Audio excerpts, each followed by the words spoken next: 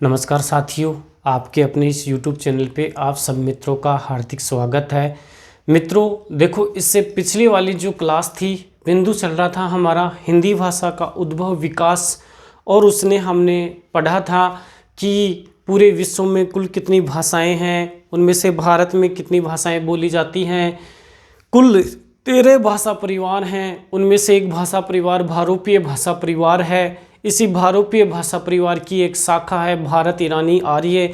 उसी शाखा से हमारी हिंदी का क्या हुआ है, विकास हुआ है, या जो भारोपीय परिवार है उसी से हमारी हिंदी भाषा निकल कर आई है।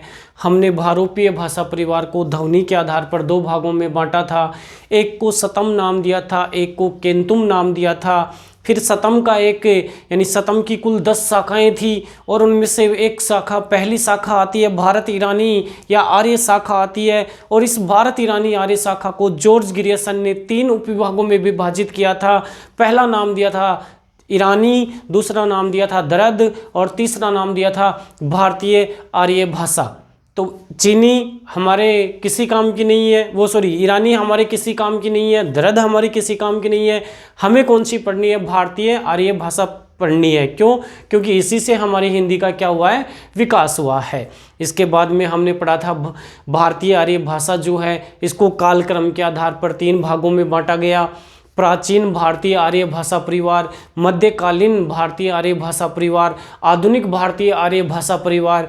प्राचीन भारतीय आर्य भाषा परिवार का जो कालक्रम था वो 1500 ईसा पूर्व से 500 ईसा पूर्व तक था। मध्यकालीन जो भारतीय आर्य भाषा परिवार था उसका जो कालक्रम था वो 500 ईसा पूर्व से 1000 ईस्वी तक का था। और आधुनिक भारतीय आर्य भाषा परिवार का जो कालक्रम था वो 1000 ईस्वी से वर्तमान समय तक का जो काल है वो किसका है, आधुनिक भारतीय आर्य भाषा परिवार का है। ये सब हमने पढ़ लिया था। प्राचीन में फिर 2 थे, एक तो वैदिक संस्कृत थी, एक लौकिक संस्कृत थी। वैदिक संस्कृत जो है उसका कालक्रम 1500 ईसा पूर्व से 500 ईसा पूर्व है। डॉक्टर भोलानाथ तिवारी के अनुसार 1500 ईसा पूर्व से 800 ईसा पूर्व है।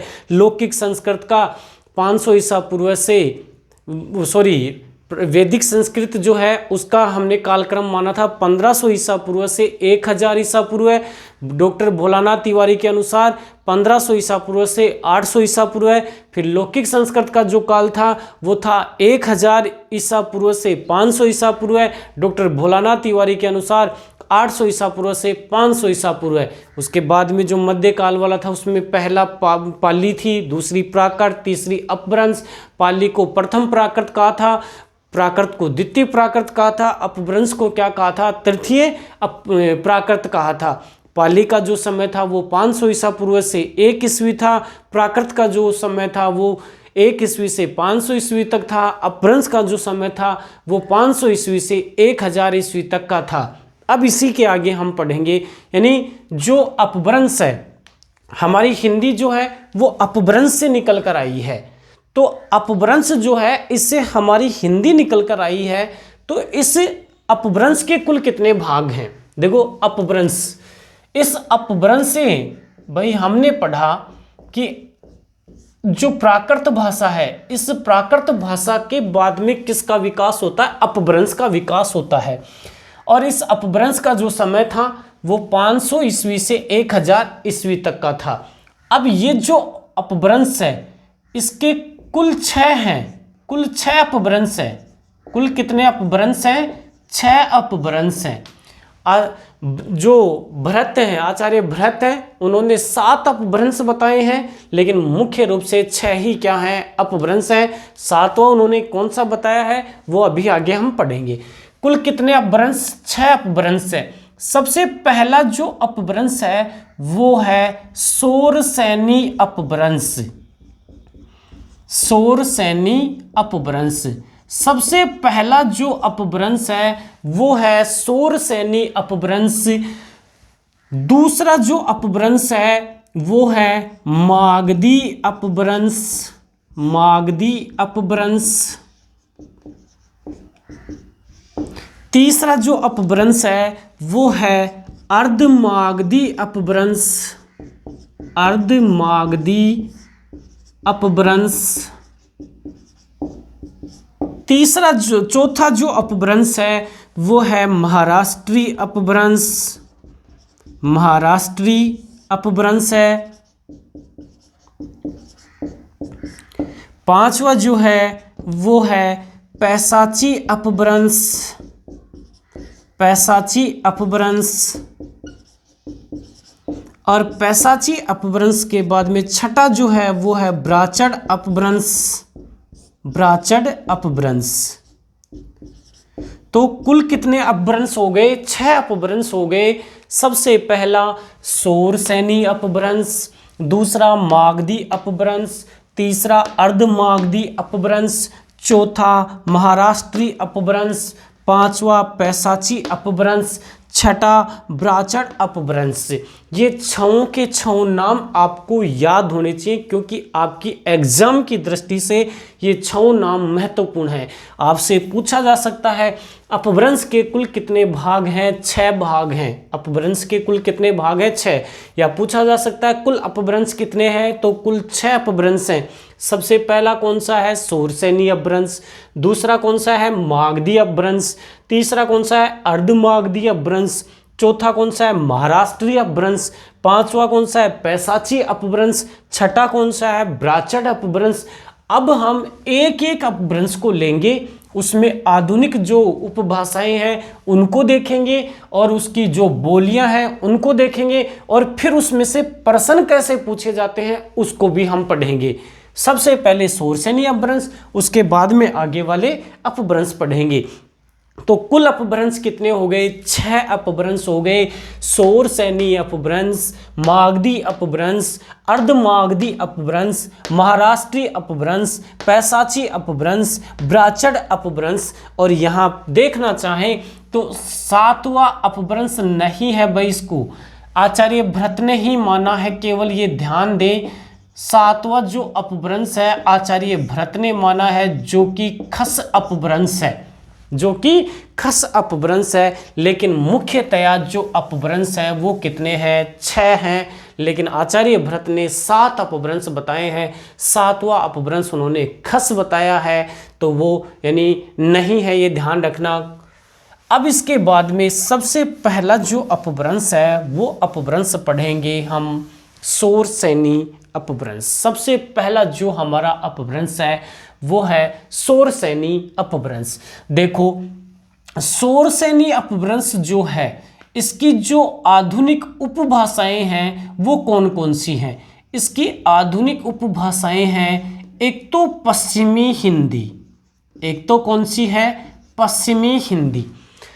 शोरसेनी अपभ्रंश, इस शोरसेनी अपभ्रंश की आधुनिक उपभाषाएं कौन कौन सी हैं?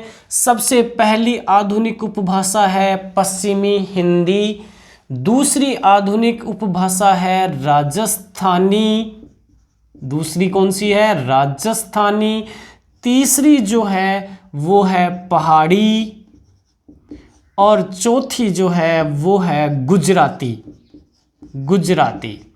शोरसेनी अपभ्रंश की यानी आधुनिक उपभाषाएं, एक तो आधुनिक उपभाषा है पश्चिमी हिंदी, दूसरी आधुनिक उपभाषा है राजस्थानी, तीसरी आधुनिक उपभाषा है पहाड़ी और चौथी है गुजराती। अब जो पश्चिमी हिंदी शोरसेनी अपभ्रंश की आधुनिक उपभाषा है तो पश्चिमी हिंदी में कौन कौन सी बोलियां हैं ये भी हम पढ़ेंगे। तो यहाँ शायद मैं आगे लिखूंगा, दिखाई नहीं देगा आपको, मैं इन आधुनिक उपबोलियों, आधुनिक जो भाषाएं हैं उपभाषाएं हैं इनको नीचे लिखता हूँ। शोरसेनी अपभ्रंश था, शोरसेनी अपभ्रंश की आधुनिक उपभाषाएं, आधुनिक उपभाषाएं यानी शोरसेनी अपभ्रंश की आधुनिक उपभाषाएं पहली कौन सी है? पश्चिमी हिंदी, पश्चिमी हिंदी। दूसरी कौन सी है? राजस्थानी, दूसरी कौन सी है? राजस्थानी। तीसरी कौन सी है? पहाड़ी और चौथी कौन सी है? गुजराती। चौथी कौन सी है? गुजराती। अब यहां देखो पश्चिमी हिंदी में कौन कौन सी बोलियां आती हैं। पश्चिमी हिंदी में कुल 5 बोलियां हैं, पश्चिमी हिंदी में कुल कितनी बोलियां हैं? 5 बोलियां हैं। कौन कौन सी हैं? देखो, सबसे पहली जो है, कुल 5 बोलियां हैं। पहली खड़ी बोली, सबसे पहली तो कौन सी है? खड़ी बोली। दूसरी जो है वो है ब्रज, दूसरी कौन सी है? ब्रज। तीसरी जो है वो है हरियाणवी, हरियाणवी। चौथी जो है वो है बुंदेली, बुंदेली। पांचवी जो है वो है कन्नौजी, पांचवी कौन सी है? कन्नौजी। देखो, शौरसेनी अपभ्रंश, शौरसेनी अपभ्रंश की आधुनिक उपभाषा पश्चिमी हिंदी, और इस पश्चिमी हिंदी में कुल कितनी बोलियां? 5 बोलियां। खड़ी बोली, ब्रज, हरियाणवी, बुंदेली, कन्नौजी। अब देखो, यहां से प्रश्न कैसे पूछा जाता है? आपसे प्रश्न पूछा जाएगा, खड़ी बोली का उद्भव या विकास किस अपभ्रंश से हुआ? तो शौरसेनी अपभ्रंश से हुआ। खड़ी बोली का उद्भव या विकास किस अपभ्रंश से हुआ? शौरसेनी अपभ्रंश से। क्यों? अरे क्योंकि शौरसेनी अपभ्रंश की आधुनिक उपभाषा पश्चिमी हिंदी है, और पश्चिमी हिंदी में 5 बोलियां हैं। तो जो पश्चिमी हिंदी है वो शौरसेनी अपभ्रंश से निकला है, और पश्चिमी हिंदी में 5 बोलियां रखी जा रही हैं। तो कहने का मतलब इसकी बोलियां भी जो है उनका उद्भव विकास भी किससे माना जाएगा? शौरसेनी अपभ्रंश से माना जाएगा। आपसे पूछ सकता है, ब्रज जो भाषा है, ब्रज जो बोली है, इसका उद्भव विकास किस अपभ्रंश से हुआ? शौरसेनी अपभ्रंश से हुआ। आपसे पूछा जा सकता है, बुंदेली जो बोली है उसकी आधुनिक उपभाषा कौन सी है? तो पश्चिमी हिंदी। आधुनिक उपभाषा कौन सी है? पश्चिमी हिंदी। अब यहाँ अपभ्रंश नहीं पूछ रहा है। अगर आपसे पूछता कि बुंदेली का उद्भव विकास किस अपभ्रंश से हुआ? शौरसेनी अपभ्रंश से हुआ। लेकिन ये क्या पूछ रहा है? बुंदेली की आधुनिक उपभाषा कौन सी है? पश्चिमी हिंदी है। आपसे पूछ सकता है, बुंदेली का उद्भव विकास किस आधुनिक उपभाषा से हुआ है? तो पश्चिमी हिंदी से हुआ है। ऐसे प्रश्न, सीधा प्रश्न बहुत बार पूछा जाता है। इसके बाद में जो राजस्थानी है, राजस्थानी में भी कुल कितनी बोलियां हैं? 4 बोलियां हैं। राजस्थानी में कुल कितनी बोलियां हैं? 4 बोलियां हैं। सबसे पहली जो है राजस्थानी में वो है मारवाड़ी, पहली कौन सी है? मारवाड़ी। दूसरी मालवी, तीसरी मेवाती, चौथी ढूंढाड़ी, ढूंढाड़ी। जयपुर का जो जयपुर दौसा जो क्षेत्र है उसमें कौन सी है? ढूंढाड़ी। तो या इसको जयपुरी भी बोलते हैं, ढूंढाड़ी वाले को क्या बोल देते हैं? जयपुरी भी बोलते हैं। तो राजस्थानी जो है इसमें कितनी बोलियां हैं? 4 बोलियां हैं। कितनी बोलियां हैं? 4। जबकि पश्चिमी हिंदी में कितनी बोलियां हैं? 5। राजस्थानी में कितनी बोलियां हैं? 4। मारवाड़ी, मालवी, मेवाती, ढूंढाड़ी। पहला मारवाड़ी, दूसरा मालवी, तीसरा मेवाती, चौथी ढूंढाड़ी। अब इसके बाद में यहां से भी देखो प्रश्न कैसे पूछेगा। प्रश्न ऐसे ही पूछेगा, मारवाड़ी जो भाषा है, मारवाड़ी जो बोली है, इसका उद्भव विकास किस अपभ्रंश से हुआ? शौरसेनी अपभ्रंश से हुआ। मारवाड़ी जो भाषा है या मारवाड़ी जो बोली है, इसकी आधुनिक उपभाषा कौन सी है? राजस्थानी है। ऐसे ही प्रश्न पूछा जाएगा। पहाड़ी जो है, इस पहाड़ी में 2 आती हैं। एक तो देखो मध्य पहाड़ी, मध्य पहाड़ी, एक आती है पश्चिमी पहाड़ी, पश्चिमी पहाड़ी। और मध्य पहाड़ी जो है इसमें 2 हैं। फिर एक तो कौन सी है? कुमाऊनी, एक तो है कुमाऊनी। दूसरी जो है वो कौन सी है? वो है गढ़वाली। कौन सी है? गढ़वाली। और पश्चिमी हिंदी जो है इसको नेपाली भी कहते हैं। इसको क्या कहते हैं? नेपाली भी कहते हैं। इस आधार पर देखो, पहाड़ी में कुल 3 बोलियां हो गई। पहाड़ी में कुल कितनी हो गई? 3, क्योंकि मध्य पहाड़ी में 2 आ रही हैं, कुमाऊनी और गढ़वाली, और एक नेपाली है, तो कुमाऊनी गढ़वाली 2, एक नेपाली यानी पश्चिमी पहाड़ी, तो कुल कितनी हो गई? 3 हो गई। अब जो गुजराती है इसको हमें पढ़ना नहीं है, क्योंकि ये हमारी हिंदी भाषा से संबंधित नहीं है, तो हम गुजराती में नहीं पढ़ेंगे, गुजराती का कोई भी बिंदु नहीं पढ़ेंगे। हमारी हिंदी से संबंधित ये पहले 3 बिंदु थे, और तीनों में कौन कौन सी बोलियां हैं ये मैंने आपको बता दिया। कुल अपभ्रंश 6 के नाम बताए मैंने। पहला अपभ्रंश शोरसेनी अपभ्रंश। शोरसेनी अपभ्रंश की आधुनिक उपभाषा पहली पश्चिमी हिंदी, दूसरी राजस्थानी, तीसरी पहाड़ी, ये तीनों ही हमारी हिंदी से संबंधित हैं। वैसे आधुनिक उपभाषा शोरसेनी अपभ्रंश की गुजराती भी है, लेकिन ये हिंदी से संबंधित नहीं है। पश्चिमी हिंदी में 5 बोलियां हैं: खड़ी बोली, ब्रज, हरियाणवी, बुंदेली, कन्नौजी। इसके बाद में जो राजस्थानी है इसमें 4 है: मारवाड़ी, मालवी, मेवाती, ढूंढाड़ी। इसके बाद में पहाड़ी है, इसमें 3 है: मध्य पहाड़ी में 2, कुमाऊनी गढ़वाली, और पश्चिमी पहाड़ी जिसको कि नेपाली कहते हैं।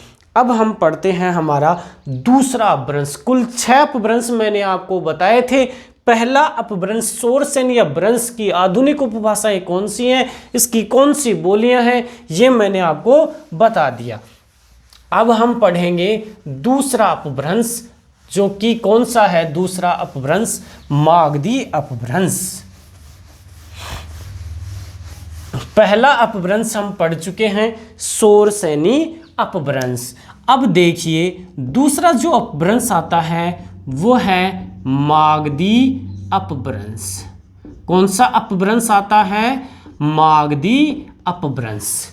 अब यहां देखो, जो मागधी अपभ्रंश है, इस मागधी अपभ्रंश में आधुनिक जो उपभाषाएं हैं वो कौन कौन सी हैं? मागधी में देखो, एक तो असमिया है, एक तो कौन सी है? असमिया।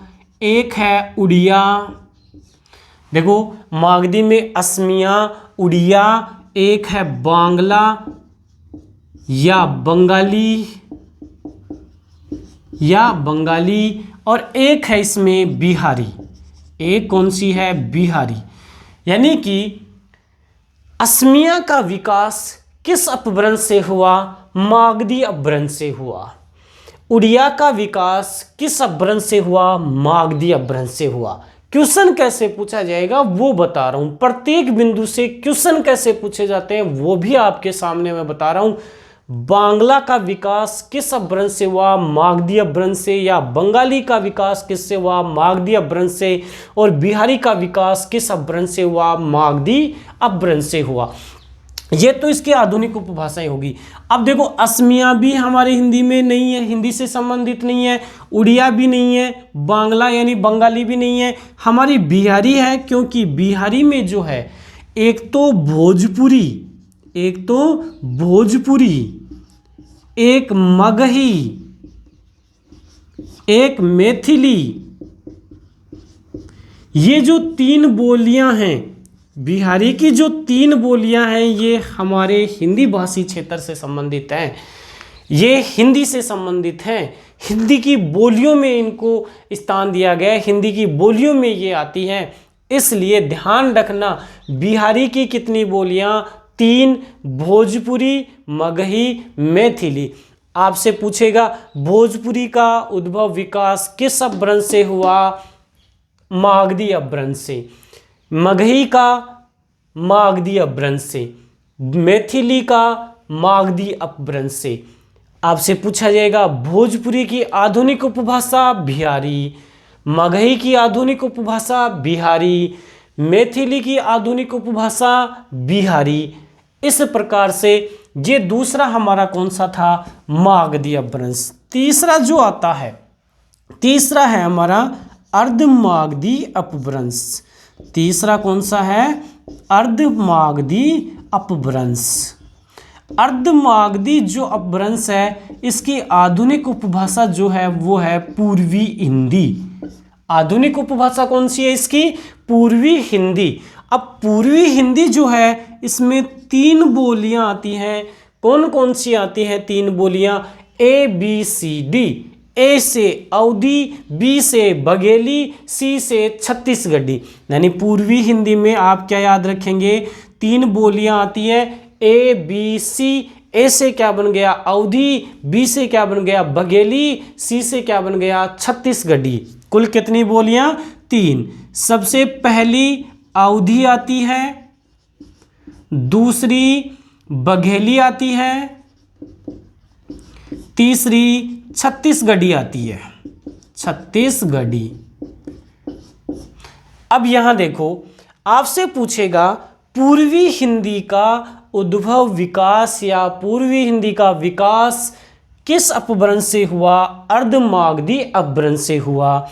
अवधी का विकास किससे हुआ? अर्धमागधी अपभ्रंश से। बघेली का विकास अर्धमागधी अपभ्रंश से। छत्तीसगढ़ी का विकास अर्धमागधी अपभ्रंश से हुआ है। अवधी की जो आधुनिक उपभाषा है वो कौन सी है? पूर्वी हिंदी है। बघेली की आधुनिक उपभाषा कौन सी है? पूर्वी हिंदी है। छत्तीसगढ़ी की आधुनिक उपभाषा कौन सी है? पूर्वी हिंदी है। इसके बाद में चौथा जो अपभ्रंश आता है वो चौथा अपभ्रंश है हमारा, देखो, महाराष्ट्रीय अपभ्रंश। महाराष्ट्रीय अपभ्रंश जिसमें कि मराठी आधुनिक उपभाषा। 5वां अपभ्रंश कौन सा है? पैसाची।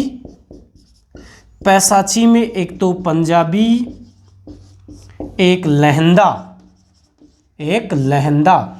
और छठा अपभ्रंश है वो है ब्राचड़ अपभ्रंश। और ब्राचड़ अपभ्रंश में सिंधी। ब्राचड़ अपभ्रंश में कौन सी? सिंधी। हमें तो केवल हिंदी से संबंधित पढ़ना है, तो ये अंतिम जो 3 है वो तो हिंदी से संबंधित नहीं है। शुरुआत वाले जो 3 है वो ही हिंदी से संबंधित हैं। देखो, महाराष्ट्री मराठी आ रहा है, कोई भी हिंदी की बोली नहीं है इसमें। पैसाची में पंजाबी लहंदा आ रही है, कोई हिंदी की बोली नहीं है इसमें। ब्राचड़ में सिंधी आ रही है, इसमें भी कोई हिंदी की बोली नहीं है। तो ये जो अंतिम 3 अपभ्रंश हैं ये हिंदी से संबंधित नहीं है। शुरुआती जो 3 अपभ्रंश हैं यही हिंदी से संबंधित हैं। शौरसेनी अपभ्रंश, मागधी अपभ्रंश, अर्धमागधी अपभ्रंश, महाराष्ट्री, पैसाची, ब्राचड़, ये 3 हिंदी से संबंधित नहीं है। शौरसेनी अपभ्रंश में हमने आधुनिक उपभाषाएं कितनी रखी थी? 5 रखी थी। 4। एक तो पश्चिमी हिंदी, दूसरी हमने इसमें रखी थी राजस्थानी, तीसरी हमने इसमें रखी थी पहाड़ी, और चौथी हमने इसमें रखी थी गुजराती। कौन सी रखी थी हमने? गुजराती। इसके बाद में जो पश्चिमी हिंदी है इसमें 5 बोलियां थी। एक तो अवधी थी, वो सॉरी अवधी नहीं, सॉरी भाई, एक तो खड़ी बोली, दूसरी ब्रज, तीसरी हरियाणवी, चौथी बुंदेली, और 5वीं कन्नौजी। 5वीं कौन सी थी? कन्नौजी। इसके बाद में जो राजस्थानी है, इस राजस्थानी में भी हमने 4 रखी थी। एक तो मारवाड़ी, दूसरी मालवी, तीसरी मेवाती, चौथी ढूंढाड़ी। इसके बाद में पहाड़ी जो है, पहाड़ी में एक तो मध्य पहाड़ी, एक पश्चिमी पहाड़ी, और पश्चिमी पहाड़ी में हमने 2, एक तो गढ़वाली और दूसरी कुमाऊनी। ये पूरा लिखने का मेरा दोबारा से उद्देश्य क्या था? दोबारा से मेरा दूसरा उद्देश्य था, हिंदी जो है इसकी 5 आधुनिक उपभाषाएं हैं। हिंदी की कुल 5 आधुनिक उपभाषाएं हैं। 5 आधुनिक उपभाषाएं हैं। कितनी उपभाषाएं हैं? 5 आधुनिक उपभाषाएं हैं। कौन कौन सी हैं? देखो, पश्चिमी हिंदी 1, राजस्थानी 2, पहाड़ी 3, एक बिहारी 4 और एक पूर्वी हिंदी 5। यानी कहने का मतलब हमारी जो हिंदी है, इस हिंदी में कुल 5 आधुनिक उपभाषाएं हैं। 5 आधुनिक उपभाषाएं कौन कौन सी हैं? पश्चिमी हिंदी, राजस्थानी, पहाड़ी, बिहारी और पूर्वी हिंदी। कुल कितनी उपभाषाएं हैं हिंदी की? 5 उपभाषाएं हैं। कौन कौन सी हैं? पश्चिमी हिंदी, राजस्थानी, पहाड़ी, बिहारी और पूर्वी हिंदी। गिन लो, चाहे 5 हो गए हैं, क्योंकि बहुत बार सीधा प्रश्न पूछ लेता है कि हिंदी की कितनी उपभाषाएं हैं। तो हिंदी की 5 आधुनिक उपभाषाएं हैं। कौन कौन सी? पहली पश्चिमी हिंदी, दूसरी राजस्थानी, तीसरी पहाड़ी, चौथी बिहारी, 5वीं पूर्वी हिंदी। इसके बाद में कुल बोलियां कितनी हैं? कुल बोलियां हैं 18। कौन कौन सी? देखो, 1 2 3 4 5। 5 तो किस में आ गई? 5 तो आ गई पश्चिमी हिंदी में। फिर देखो, मारवाड़ी, मालवी, मेवाती, ढूंढाड़ी 4 इसमें आ गई। 5 ये हो गई, तो 5 और 4 कितनी? 9। 9 और 1 10, 11 12 13 14 15 16 17 18। तो हिंदी में कुल जो बोलियां हैं, कुल बोलियां हैं, वो कुल बोलियां कितनी हैं? 18 बोलियां हैं। मैंने क्या बताया? एक बार दोबारा साफ साफ लिखते हैं इनको, 5 आधुनिक उपभाषाओं को और 18 बोलियों को। कुल अपभ्रंश कितने? 6 अपभ्रंश। कौन कौन से? शोरसेनी अपभ्रंश, मागधी अपभ्रंश, अर्धमागधी अपभ्रंश, महाराष्ट्रीय अपभ्रंश, पैशाची अपभ्रंश और ब्राचड अपभ्रंश। मैंने क्या बताया? आधुनिक उपभाषाएं कितनी हैं हिंदी की? आधुनिक उपभाषाएं, आधुनिक उपभाषाएं 5 है, ध्यान रखना। हिंदी की आधुनिक उपभाषाएं हैं वो कितनी है? 5 है। कौन कौन सी? अभी मैंने बताया था। एक तो है पश्चिमी हिंदी, और इसमें 5 बोलियां हैं। कौन कौन सी? एक तो आती है खड़ी बोली, एक आती है इसमें ब्रज, एक आती है इसमें हरियाणवी, एक आती है इसमें बुंदेली, एक आती है इसमें कन्नौजी। इसके बाद में दूसरी उपभाषा है राजस्थानी। दूसरी उपभाषा कौन सी है? राजस्थानी। राजस्थानी में कौन कौन सी आएंगी? राजस्थानी में मारवाड़ी, मालवी, मेवाती और ढूंढाड़ी, या इसको जयपुरी भी बोलते हैं। इसके बाद में तीसरी उपभाषा, मैंने क्या लिखा ऊपर? आधुनिक उपभाषाएं कितनी हैं? 5। पहली पश्चिमी हिंदी, दूसरी राजस्थानी, तीसरी है देखो पहाड़ी। और पहाड़ी में 3 आती हैं। एक तो आती है गढ़वाली, एक आती है कुमाऊनी, और एक है इसमें पश्चिमी पहाड़ी, या पश्चिमी पहाड़ी को ही क्या बोलते हैं? नेपाली। इसके बाद में चौथी आधुनिक उपभाषा कौन सी है? चौथी आधुनिक उपभाषा है बिहारी। चौथी आधुनिक उपभाषा कौन सी है? बिहारी। बिहारी में 3 आती हैं। कौन कौन सी? एक तो भोजपुरी, एक मगही, एक मैथिली। ये 3 किस्में आती हैं बिहारी में। और अंतिम और 5वीं वो है पूर्वी हिंदी। कौन सी है? पूर्वी हिंदी। पूर्वी हिंदी में 3 है। कैसे याद रखोगे? ABC, A Awadhi, B Bagheli, C Chhattisgarhi. अब देख लीजिए भाई, मैंने लिखा था आधुनिक उपभाषाएं 5, पहली पश्चिमी हिंदी, दूसरी राजस्थानी, तीसरी पहाड़ी, चौथी बिहारी, पांचवी पूर्वी हिंदी। पश्चिमी हिंदी, राजस्थानी, पहाड़ी, इनका उद्भव किससे हुआ? शौरसेनी अपभ्रंश से। किससे? शौरसेनी अपभ्रंश से। हमने पढ़ा है पहले भाई पूरा ये। फिर बिहारी का उद्भव विकास किससे हुआ? मागधी अपभ्रंश से। किससे? मागधी अपभ्रंश से। पहले पढ़ चुके हैं हम। पूर्वी हिंदी का अर्धमागधी अपभ्रंश से। किससे? अर्धमागधी अपभ्रंश से। ये भी हम पहले पढ़ चुके हैं। अब यहाँ ध्यान रखना, आधुनिक उपभाषाएं तो 5 हो गई और हिंदी की जो बोलियों की संख्या है या जो बोलियां हैं वो 18 बोलियां हैं। कितनी है? 18। गिन लो।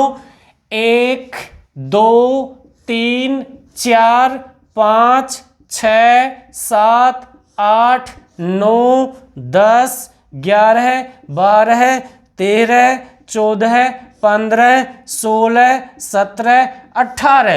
कितनी बोलियां? 18 बोलियां। लिखिए 18। 18 की 18 आपके सामने लिखी हुई है। तो ध्यान दें, हिंदी की आधुनिक उपभाषाएं 5 हैं और कुल बोलियां कितनी हैं? 18 हैं। इस प्रकार से हमने अपभ्रंश को पढ़ लिया कि कुल 6 अपभ्रंश हैं। उनकी आधुनिक उपभाषाएं कौन कौन सी हैं उनको पढ़ा। हिंदी की आधुनिक उपभाषाएं 5, बोलियां 18, इसको भी पढ़ लिया। बाकी आगे पढ़ेंगे अगली क्लास में। मित्रों, अगर आपको ये क्लास अच्छी लग रही है, आपको समझ में आ रहा है, तो चैनल को सब्सक्राइब करना ना भूलें। चैनल को सब्सक्राइब जरूर करें। धन्यवाद मित्रों, मिलते हैं अगली क्लास में।